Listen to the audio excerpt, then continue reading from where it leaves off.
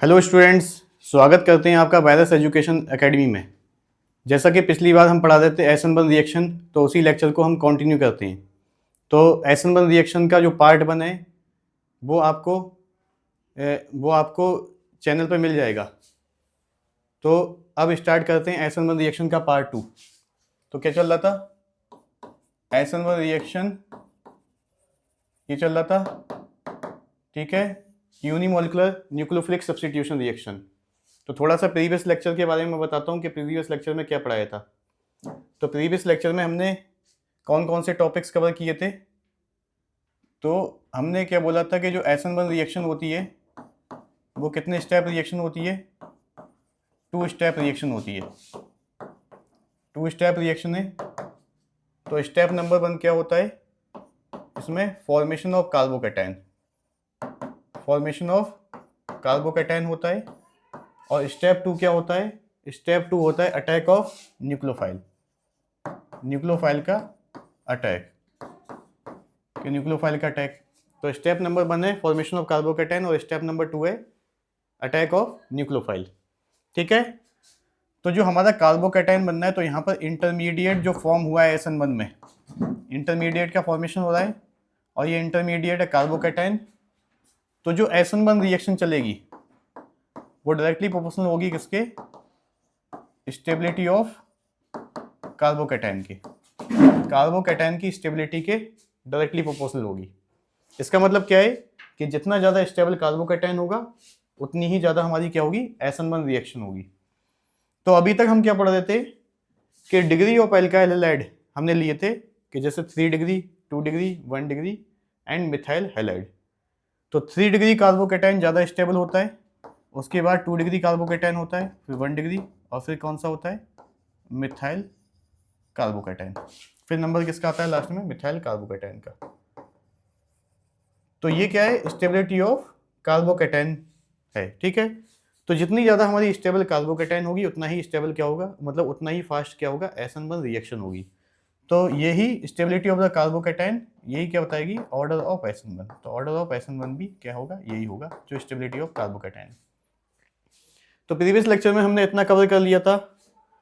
अब कुछ हम देखेंगे रेजोनेंस स्टेबलाइज्ड कार्बोकैटायन। अभी तक ये जो 3 डिग्री कार्बोकैटायन है, 2 डिग्री कार्बोकैटायन है और जो हमारा 1 डिग्री कार्बोकैटायन और मिथाइल कार्बोकैटायन, तो इन सब की स्टेबिलिटी किसके बेसिस पर आ रही थी? इंडक्टिव इफेक्ट के बेसिस पर आ रही थी। तो हम क्या देख रहे थे अभी तक? इंडक्टिव बेस के स्टेबिलिटी के और मतलब इफेक्ट पे स्टेबिलिटी ऑफ कार्बोकैटायन। तो अब जो हम देखते हैं कौन से carbocation? Carbocation stability, stability order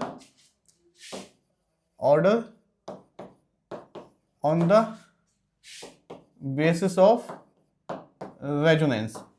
तो कुछ कार्बोकैटायन जो होंगे वो रेजोनेंस स्टेबलाइज्ड होंगे। Resonance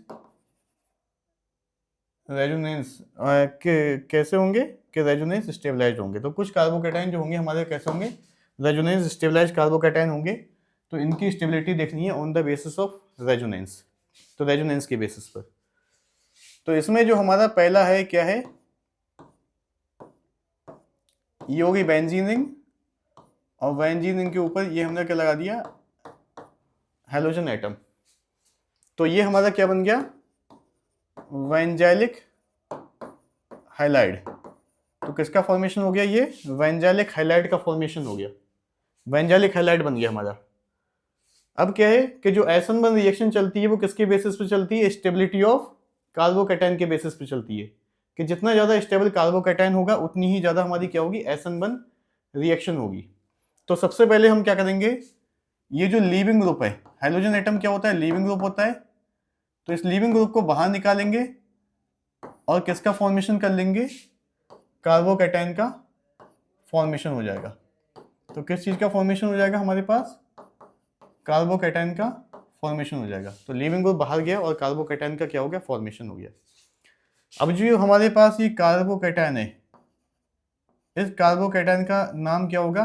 वेंजैलिक carbocation. तो इस कार्बोकैटायन का नाम क्या है? ये कौन सा कार्बोकैटायन है? वेंजैलिक कार्बोकैटायन है। ठीक है, तो वेंजैलिक कार्बोकैटायन की स्टेबिलिटी चेक करेंगे। अगर ये स्टेबल कार्बोकैटायन बन रहा है तो ये क्या देगा, SN1 रिएक्शन देगा, क्योंकि SN1 रिएक्शन किसकी बेसिस पे चल रही है, स्टेबिलिटी ऑफ द कार्बोकैटायन की बेसिस पे चल रही है।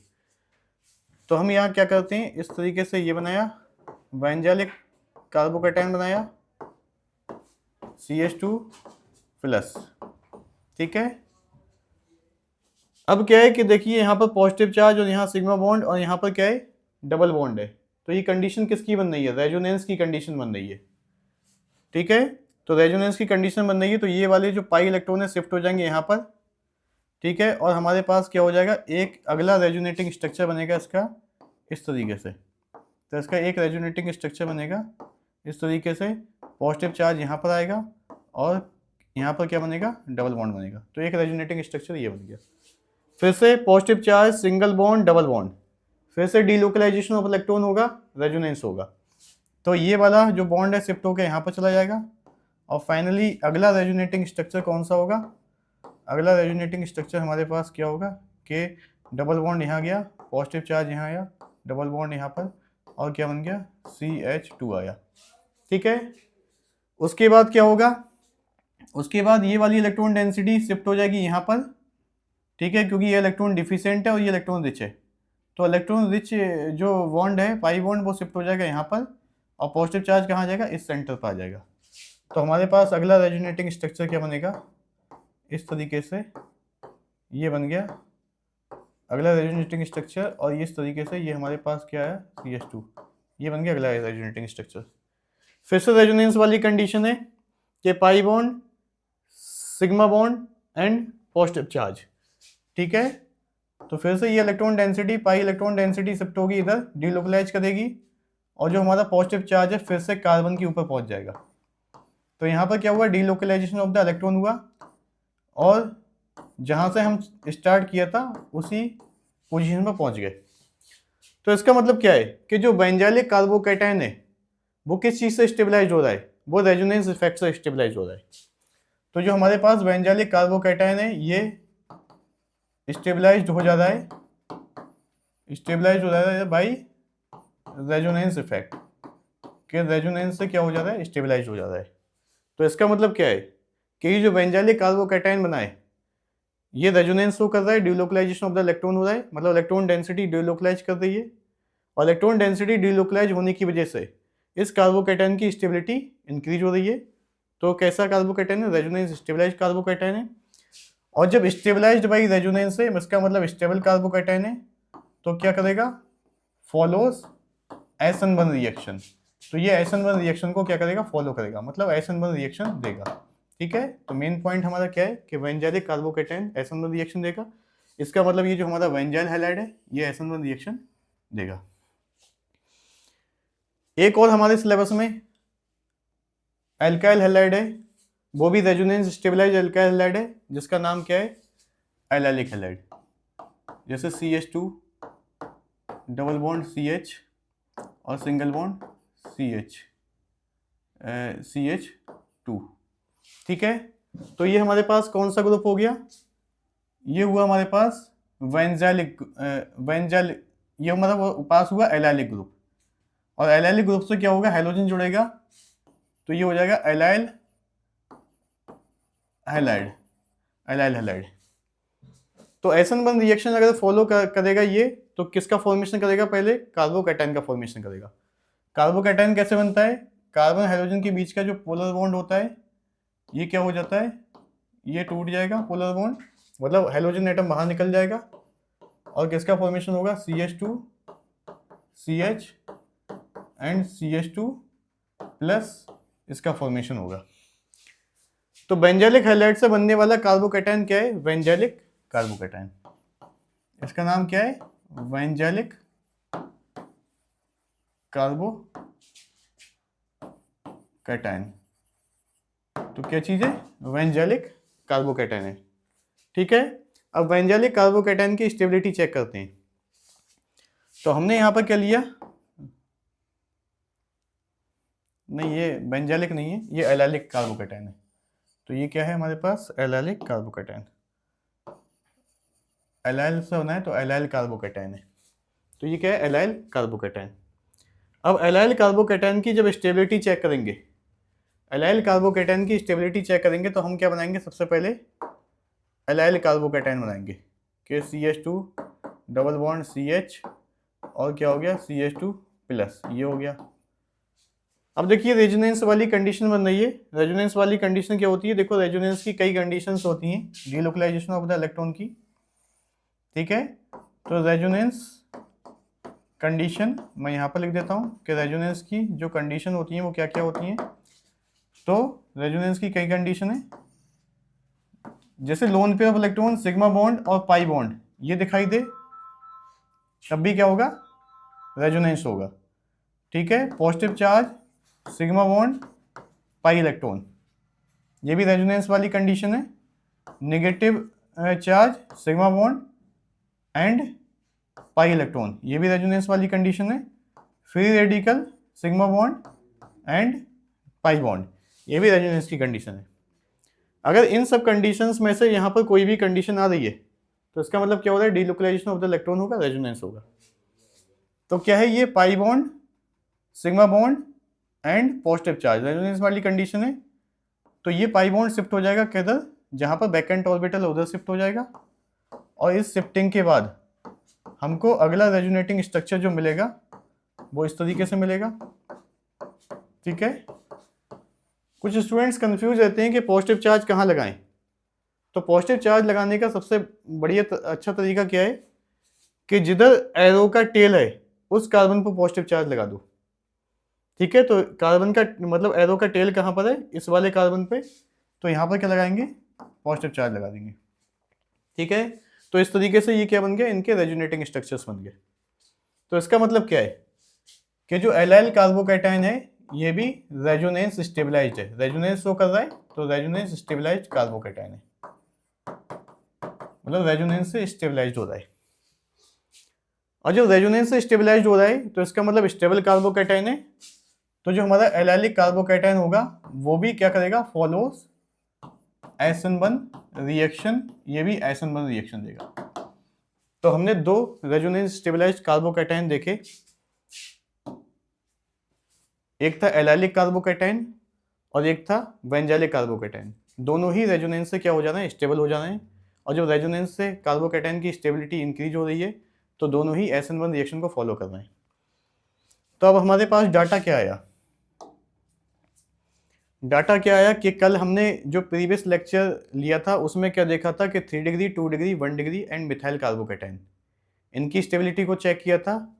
और आज के लेक्चर में हमने क्या देखा कि benzylic carbocation and allylic carbocation, इनकी स्टेबिलिटी को देखा। तो सबसे बड़ी बात क्या है कि order of stability of carbocation, के मतलब इन कार्बोकैटायन का ओवरऑल स्टेबिलिटी क्या होगा, order of stability of carbocation, इन सारे कार्बोकैटायन का स्टेबिलिटी का ऑर्डर क्या है, मतलब कौन ज्यादा स्टेबल होगा, कौन कम स्टेबल होगा, ठीक है। तो क्लास 11th में हम पढ़ते हैं कि priority of effects, priority of effects के मतलब इफेक्ट्स की प्रायोरिटी। तो सबसे ज्यादा प्रायोरिटी किस इफेक्ट की होती है, सबसे ज्यादा रेजोनेंस की होती है, फिर हाइपर कंजुगेशन की होती है, फिर किसकी होती है, इंडक्टिव इफेक्ट की होती है। तो जो 3 डिग्री, 2 डिग्री, 1 डिग्री और मिथाइल कार्बोकैटायन है वो इंडक्टिव इफेक्ट से स्टेबल होती हैं। और जो बेंजाइलिक है और जो एलाइलिक है वो किससे स्टेबल हो रहे हैं, वो रेजोनेंस से स्टेबल हो रहे हैं। तो इसका मतलब क्या है कि बेंजाइलिक और एलाइलिक कार्बोकैटायन ज्यादा स्टेबल होंगे as compare to 3 degree, 2 degree, 1 degree and methyl carbocation, ठीक है।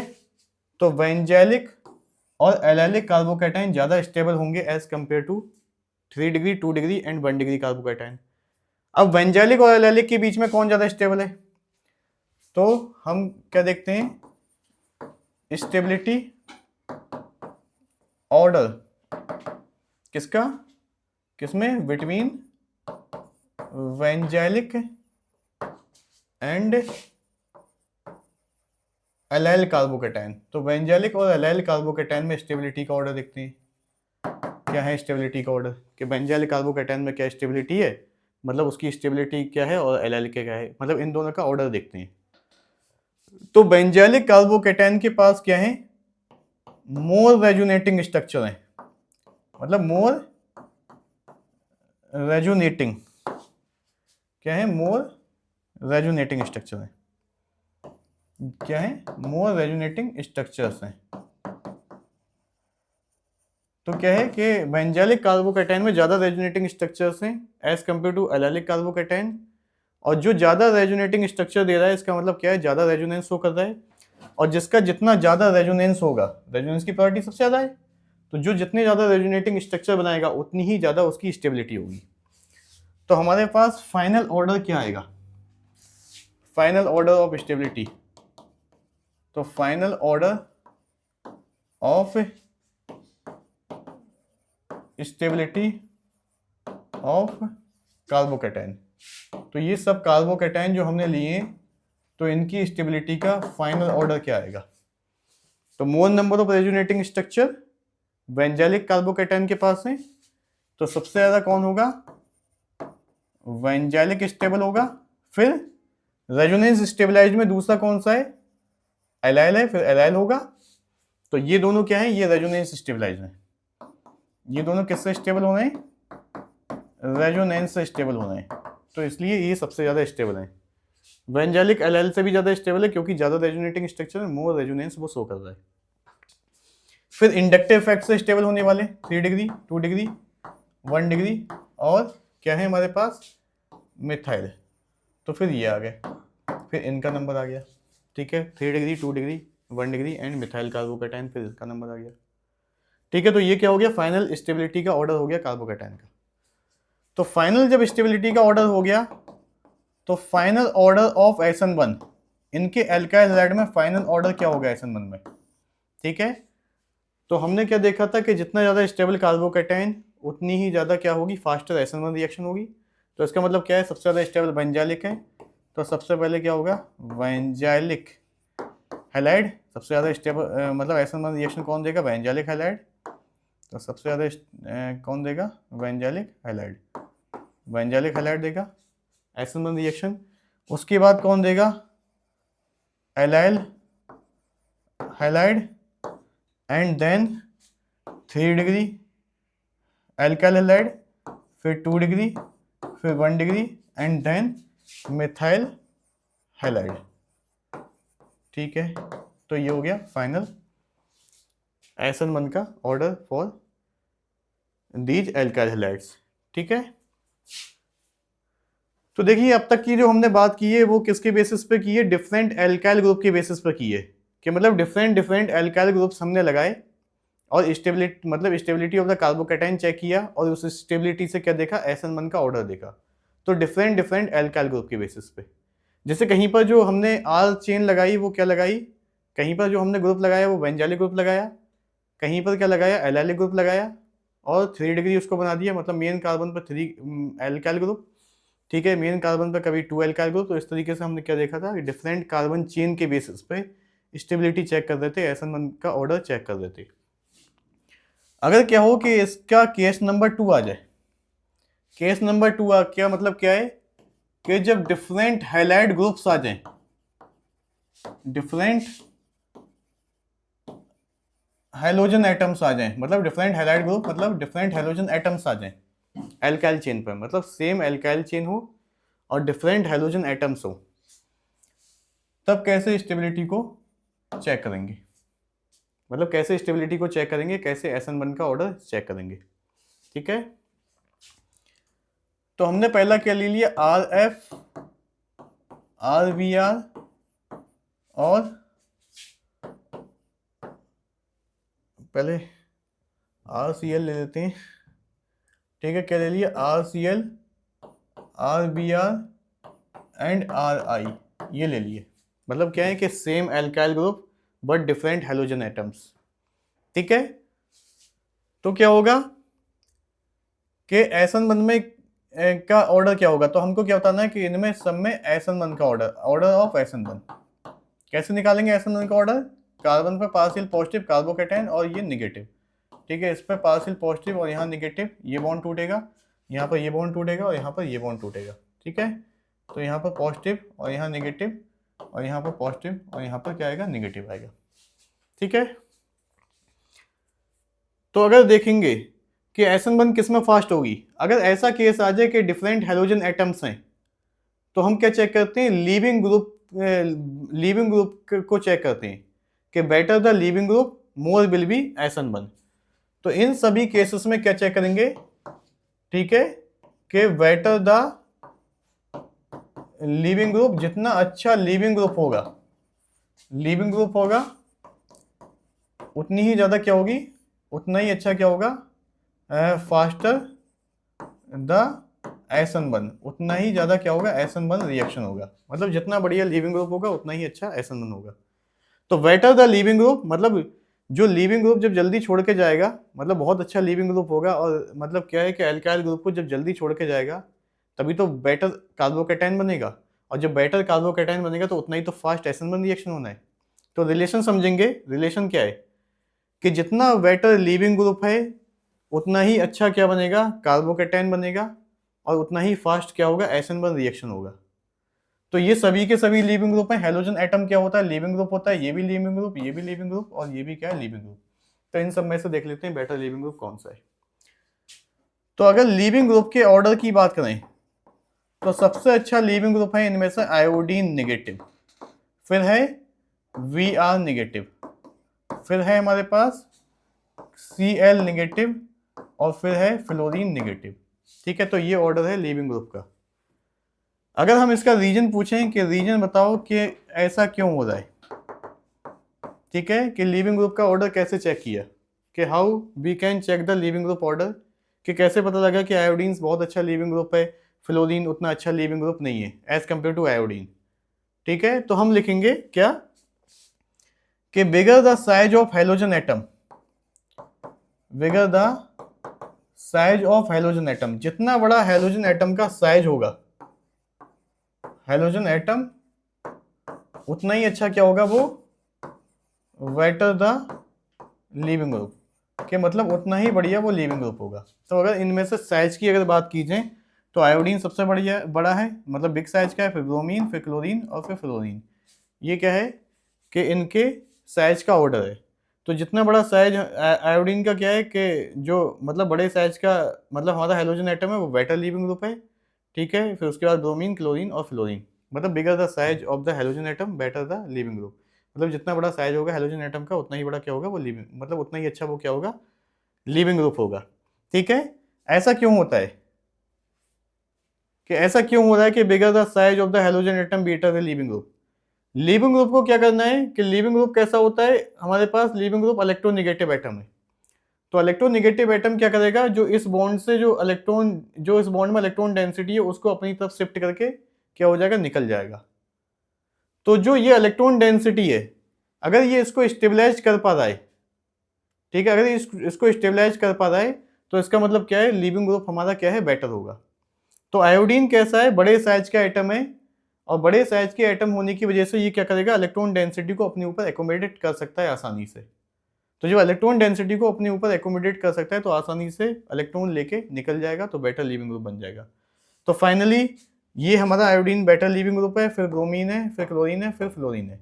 तो इसका मतलब क्या है कि ऑर्डर ऑफ एसन क्या होगा, ऑर्डर ऑफ एसन क्या होगा कि सबसे अच्छा लिविंग ग्रुप आयोडीन, तो सबसे ज्यादा एल्काइल आयोडाइड देगा, फिर एल्काइल क्या देगा, ब्रोमाइड देगा, और फिर कौन देगा, एल्काइल क्लोराइड देगा एसन और फिर कौन देगा, एल्काइल फ्लोराइड देगा। ये क्या हो जाएगा, ऑर्डर ऑफ एसन।